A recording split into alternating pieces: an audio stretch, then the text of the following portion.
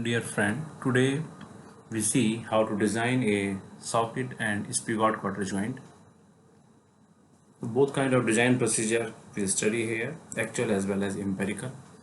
So this joint contains three main parts: socket, spigot and Cotter. This blue color part is called socket.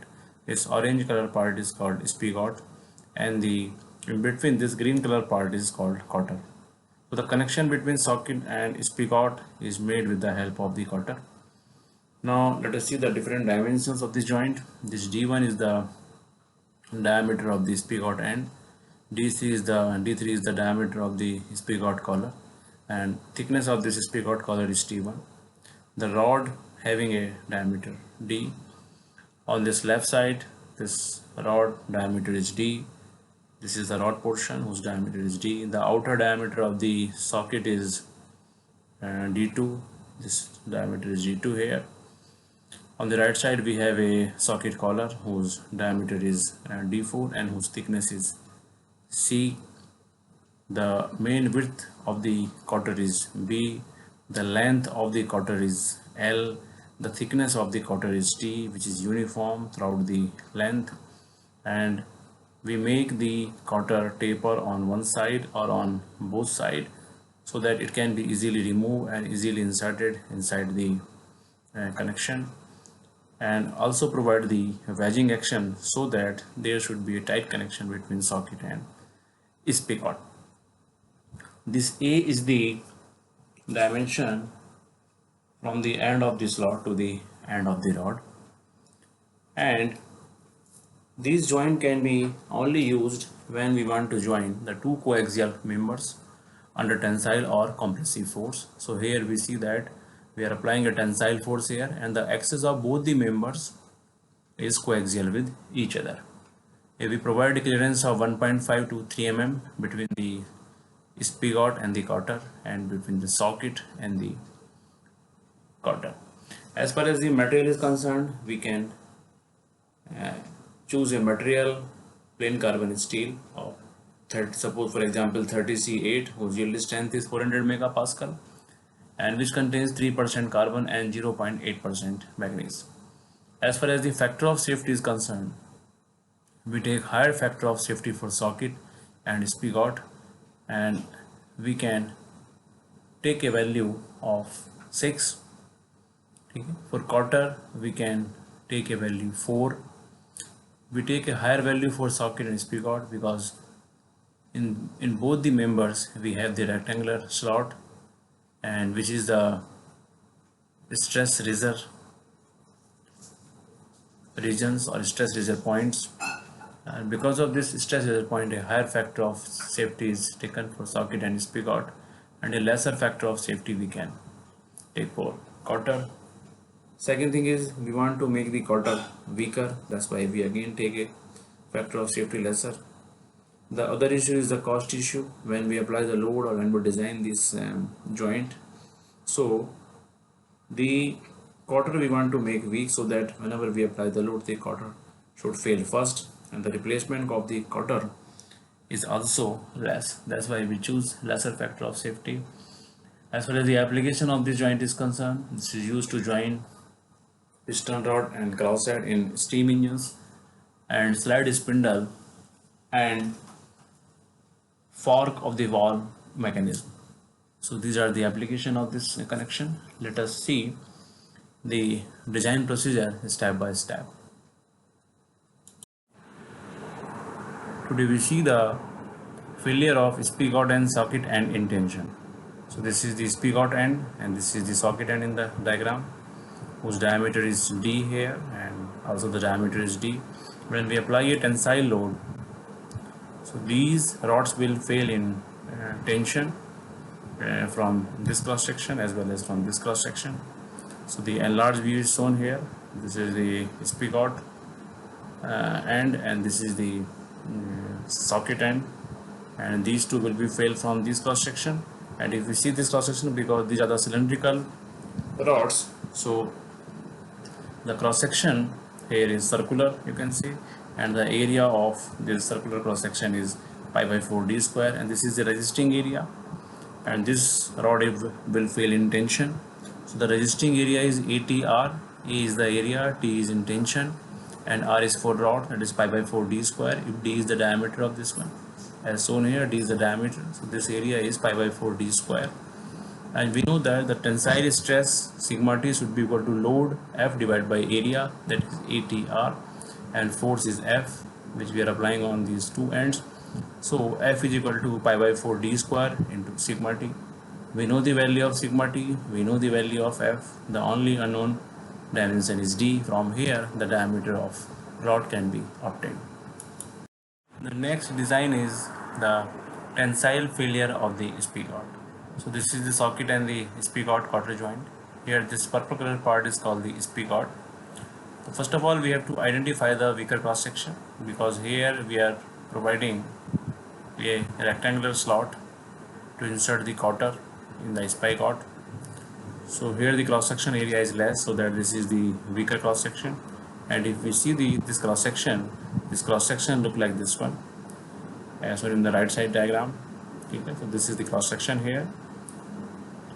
Here the thickness of this slot is T, and the height of this slot is, or the diameter you can say, of this spigot is D1. If we take the right side view of this cross section, this right side view is shown here in this diagram. Here the diameter is D1 and this thickness of this slot is T. So if we want to find out the effective area, which is shown by the hashed portion in this diagram as well as in this diagram. So this effective area is the area which resists tensile failure of this spigot. So how much is this area? So we take the area of this circle, that is pi by 4 d1 square, and we subtract area d1 into t of this rectangular strip from this area of the circle. So we got the hashed area, and this resisting area, that is ATSP. A is the area, T means in tensile mode failure, SP is the spigot at the weaker section, that is pi by 4 d1 square minus d1 into t. So we know the stress would be equal to load divided by area. So load F should be equal to area pi by 4 d1 square minus d1 into t multiplied by sigma t. So from here we put the value of t as 0.31 d, and we can find out the value of d1, the diameter of the spigot, from this equation. Next failure is the shear failure of the spigot end. So this purple color part is called the spigot, and this portion we called as a spigot end. This spigot end, when we apply a force F, so this spigot end can also fail in shear. Let us see this right side view here. So this is the spigot, this is the spigot end, we can see this is the spigot column, and this is the rod. So when we apply the axial pull F, okay, on this joint, so there is a possibility that this end portion will fail in shear. So how it is failing? Because when we apply the force, okay, at this end, okay, then what happened? This rectangular slab will come out, okay, and this rectangular slab will fail in shear. It is also shown here in this diagram. Here we see the cross section of this weaker section, that is T into D, as we see in the last slide. So from this portion, what is happening? This is in contact, this area is in contact with the Cotter, and if force is applied on this one, if this end is weaker in shear, so this type of rectangular slab will come out, okay, and that area will fail in shear. This is a case of double shear, because this is failing at two places, one from the front section, other from the behind. We have the same area, so this is failing in double shear case. So this area is how much? This dimension is A, and this height here is D1, which is equal to the diameter of the spigot, and this resisting area is, because it is failing in double shear, so AS, SPE, AS is the area, S means in shear failure, SPE means spigot end, and this area is 2AD1. This one side area is AD1, and we count the area of both the sides because it is failing in double shear. So we multiply it by 2, that is 2A into D1. We know the shear stress, that is tau is equal to F divided by area, AS SPE. So from here the load F is obtained equal to multiply the area by the shear stress, that is 2a_d1 into tau. So from here we know the value of F, we know the value of tau. Already we obtained the value of d1, the only unknown is A. So from this equation the value of A can be obtained. Here next we see the crushing failure of the spigot collar. So this orange color part is called an spigot, and here we have the spigot collar whose diameter is d3, and this spigot collar is in contact with the socket collar. This is the socket collar, blue color part, and this is in contact with this one. If we see the net contact area, so this is in the form of a ring whose outer diameter is d3 and the inner diameter is d1. So this is shown in this diagram here. So this is in the form of a ring whose outer diameter is d3, inner diameter is d1. Okay. This net has the area is in contact with the socket collar. That area will fail in crushing. Now we have to apply the formula. Crushing stress would be equal to F divided by crushing area. Now the resisting area which is failing in crushing, that is AC. A is the area, C is in crushing failure, SPC means spigot collar. So this area is how much? This is pi by 4 d3 square. Outer area we subtract the inner area, that is pi by 4 d1 square. So this is pi by 4 bracket d3 square minus d1 square. This is the effective area which is in contact with the socket collar and that fails in crushing. So this F load we multiply this stress by the area. So this load is equal to pi by 4 d3 square minus d1 square into sigma c. So we know the value of F, we know the value of sigma c, we know the value of d1. So from this equation we can obtain the value of d3. Next failure is the shear failure of the spigot collar. This orange portion is called the spigot, and this is called the spigot collar, whose outer diameter is d3. And if we see this, so we see that this annular ring is in contact with the socket collar, as we see in the last slide. This is in contact, and this can also fail in shear if it is safe in crushing. So let us see this area as we see in the previous slide. So here the outer diameter is d3, this inner diameter is d1, and if we see that this can be fail in shear along this thickness as well as along this internal diameter d1. This will fail in shear. This internal diameter and the thickness of this ring is t1. This will fail in shear. This thickness is t1 here, and this will fail in shear. As such, the shear area, the resisting area is ASSPC. AS is the area which is failing in shear. SPC means spigot collar. This area is, this periphery is pi into d1, and this thickness is d1. So this will fail in shear. This is pi d1 into t1, and the shear stress would be equal to F divided by area. So F divided by pi d1 into t1. So the load F should be equal to pi d1 t1 into tau. So we know the value of d1, F and tau in this equation. We can get the value of t1 from this equation. So the next failure is the shear failure of the Cotter.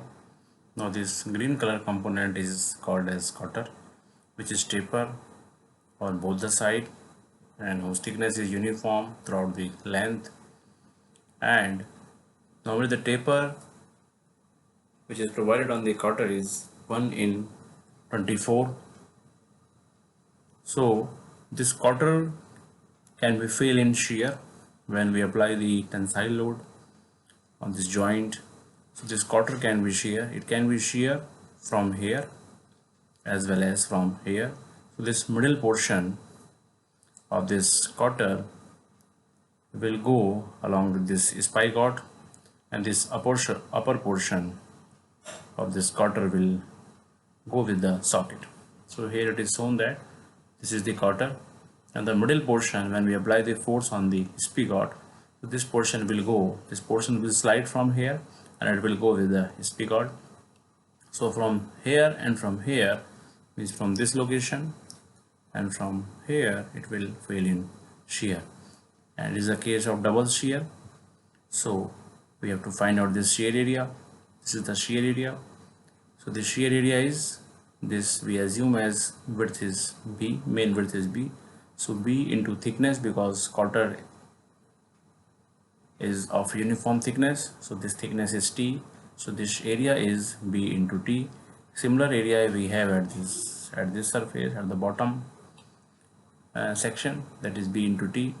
So this is the case of double shear. So the resisting area here is A as C. A is the area, S is in shear failure, and C for Cotter, that is twice times B into T. BT is the upper area and BT is the lower area.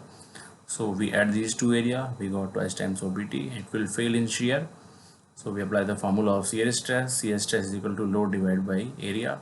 So load is F, the area is 2BT. So the load F is equal to 2BT into tau.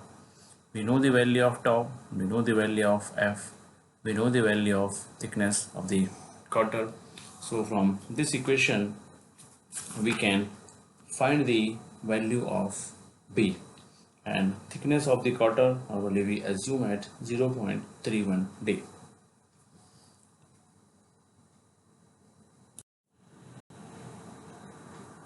Next we see the crushing failure of Cotter. So in the previous slide we see that how the Cotter is failing in shear from this location and this location. The Cotter is in contact with the Spigot at this end, so this end will fail in crushing, and let us see how much is this area. So this is the Cotter and this area is failed in crushing. Now this area is equal to d1, the height of this, which is equal to d1, and the thickness is t here. So this blue color hash portion, that area is failing in crushing, that is d1 into t.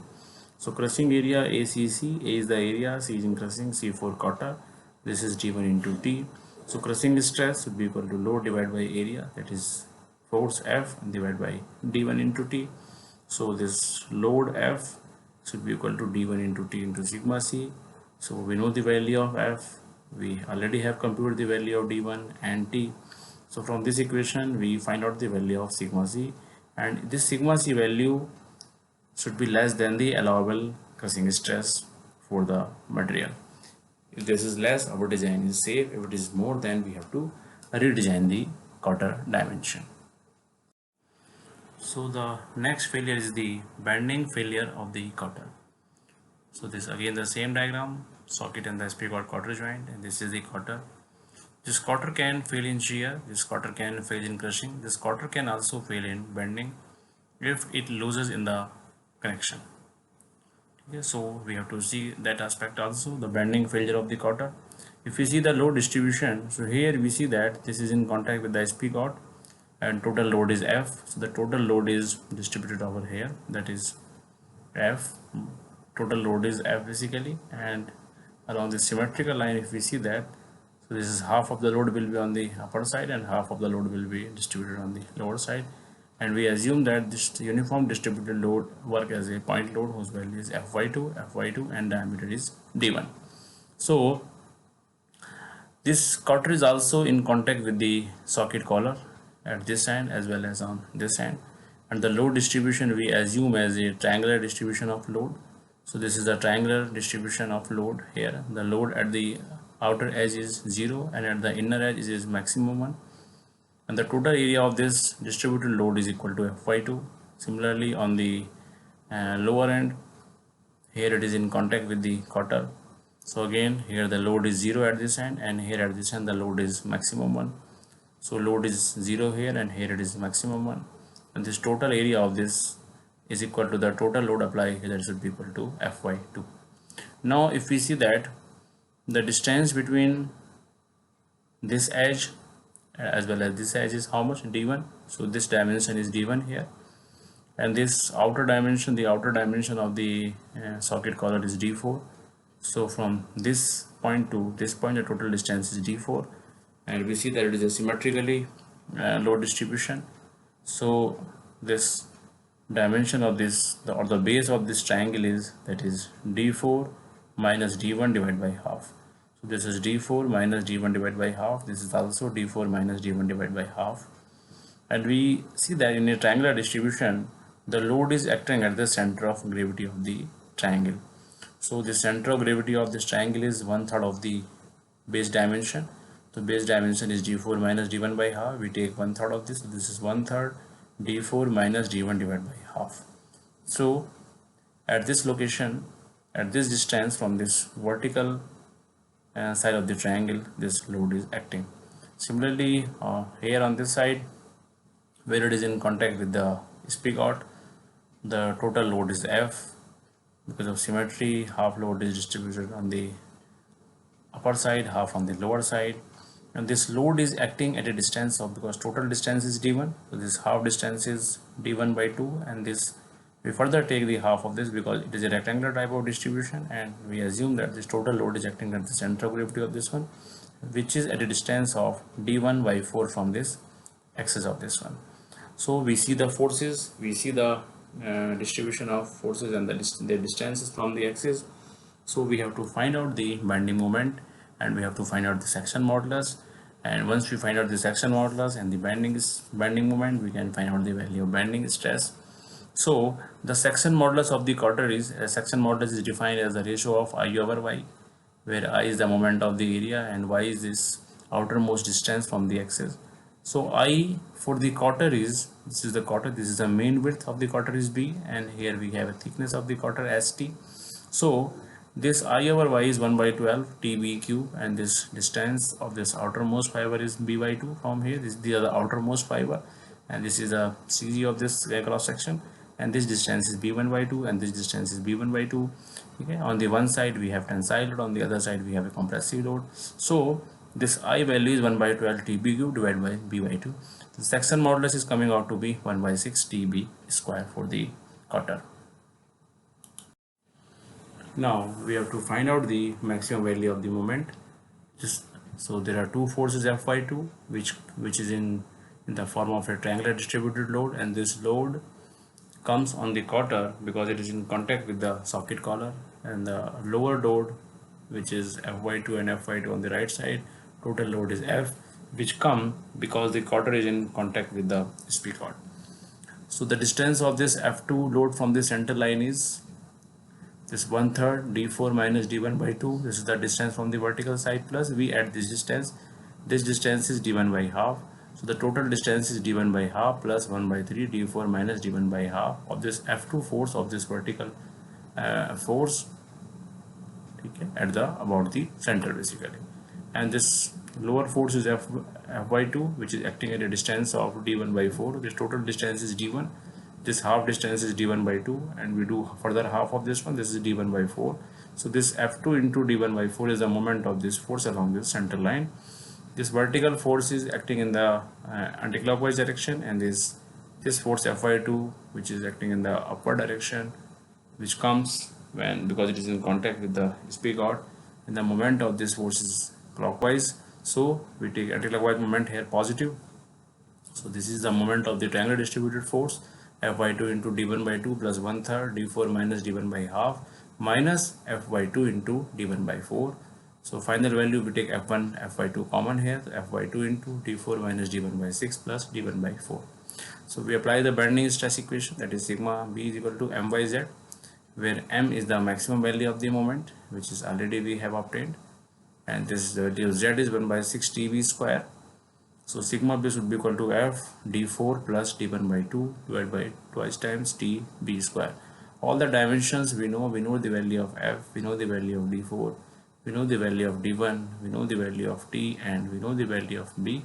So we find out the value of sigma b and check that the sigma b value should be less than the allowable stress. If it is less, then our design is safe. If the sigma b value is more than the allowable value, then we have to redesign the Cotter joint, or we have to redesign these dimensions d4, d1, t, and b, so that our induced stress would be less than the allowable stress. So here we see the tensile failure of the socket. So here this blue color part is the socket, and the socket is failing at the minimum area where there is a rectangular slot inside the socket. So here we see that at this location it is having the minimum area. If we see the left side view, then this view will look like this one. And here we see that this sided portion will show you the tensile failure or the area resisting the tensile failure of the socket. In between we have a slot for to fix the cotter here. And if we see this view, so this is the two-dimensional view here, on which the outer diameter is d2 and the inner diameter is d1, and here we have provided one slot to fix the cotter whose thickness is d1. So the sided portion will give you the effective area. So the effective resisting area should be equal to ATS, area, T means tensile, shear, S for socket. So this area is how much? Pi by 4 d2 square minus pi by 4 d1 square, minus we subtract this area, middle area. So this is d2 minus d1 into t. This is d2 minus d1 into thickness of this one. So this is the effective resisting area against tensile failure of the socket. So tensile stress should be equal to load divided by area. This is F divided by ATS. So the load is F should be equal to the effective area into sigma t. So this is pi by 4 dt square minus d1 square minus d1 minus d2 into t into sigma t. So from here all the dimension we know except d2. So from this equation we find d2.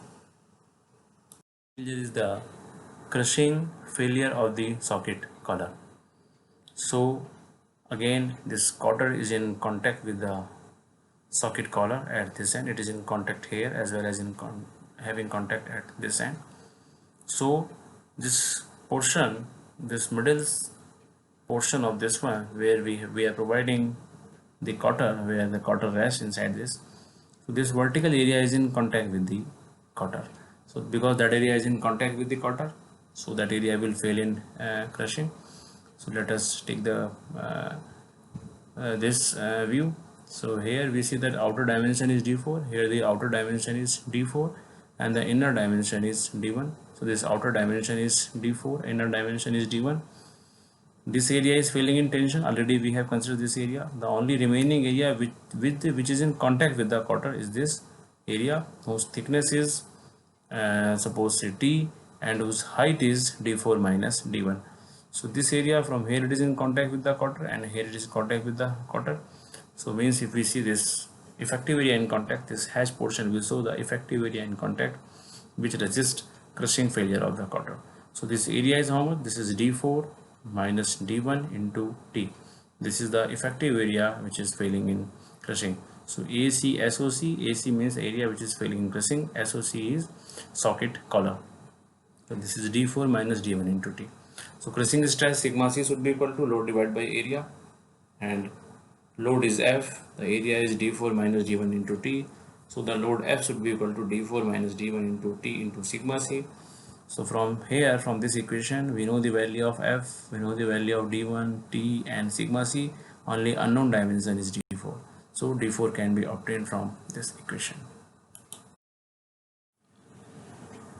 Let us consider the shear failure of the socket end. So we have this blue color part as a socket and this is the socket end, and we see that the socket end is in contact with the cotter. If this contact area having sufficient strength against crushing failure, so this can be failure in shear as well as. So let us see this diagram how it is failing in shear. This rectangular slab from here will come out whose thickness is equal to C and whose vertical dimension along the diameter is say d4 minus d1. This is the case of double shear. So we multiply this area by twice here. So this is d4 is the outer area, this d1 is the inner area. So this is the area which is in contact, and shear will take place along this direction, and this is C. So d4 minus d1 into C is this area, this because it is failing in double shear, one from this area and other on the backside area. So we take twice here, twice times d4 minus d1 into C. So this shear stress would be F divided by area twice times d4 minus d1 into C. So F should be equal to twice times d4 minus d1 into C into tau. We know the value of tau here, d4 already we obtained, d1 already we have this value, then we know the value of F, only unknown is C. So from here we can find out the dimension C. So up till here we see the actual designing of the cotter joint based on some formulation of strength of material and machine design. Now we see how to design the cotter joint empirically. Empirical designs are based on some experience. So we assume the different dimensions of this Cotter joint in terms of diameter of the rod. So d1 dimension, which is the Spigot diameter, we assumed as 1.21d. d2 is the outer diameter of the socket, this is d2, we assumed as 1.75d. d3 is the diameter of the socket collar, we assumed as 1.5d. d4 is the diameter of the socket collar, this is the outer diameter of the socket collar, d4 we assumed as 2.4d. b is the mean width of the Cotter, that is 1.3d. This is the mean width of the Cotter. The dimension a and c should be equal to 0.75d. This is the dimension a, this is the dimension a, and this is the dimension c, which is 0.75d. The length of the Cotter is 4d. This is the length of the Cotter, 4d. The thickness of the Cotter, the thickness of the Cotter is 0.31d, and the thickness of the Spigot collar, this is the thickness of the Spigot collar, and this is assumed as 0.45d. So based on the empirical dimensions, we find out the different values in terms of diameter, and we put all these dimensions in the formulae which are given in the previous slide and find out the value of the induced stresses. So in all the cases, the induced stress would be less than the allowable stress, then our design is safe. Thanks for watching this video on socket and Spigot Cotter joint design based on actual designing as well as on empirical basis. If you like this video, please like, subscribe, share and comment. Thank you very much.